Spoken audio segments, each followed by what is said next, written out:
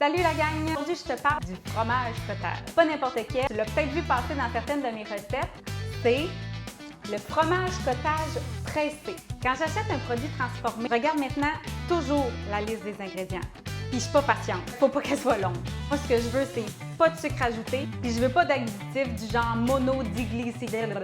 Non, je veux des ingrédients très simples. Il est là le problème avec le fromage cottage qu'on trouve un peu partout. Il y a plein d'additifs dedans. Et moi, je veux pas ça dans mon corps. J'ai trouvé le fromage cottage pressé. Vraiment pas la même texture. Là. Il n'y a pas de moton. C'est comme du fromage feta, mais pas salé.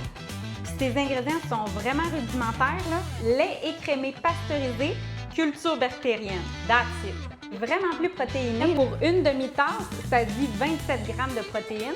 Alors que les fromages cottage ordinaires, à peu près une quinzaine. C'est aussi faible en gras, 0,8 super polyvalent. On peut le saupoudrer dans des salades, on peut en mettre dans nos omelettes le matin. On peut faire des muffins, des pains, des galettes, du glaçage. On a juste à le mixer.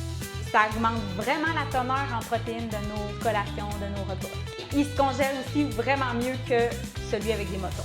Par contre, j'aimerais bien en trouver une version qui soit biologique, non pasteurisée. Mais bon, comme je dis toujours, on vise l'évolution!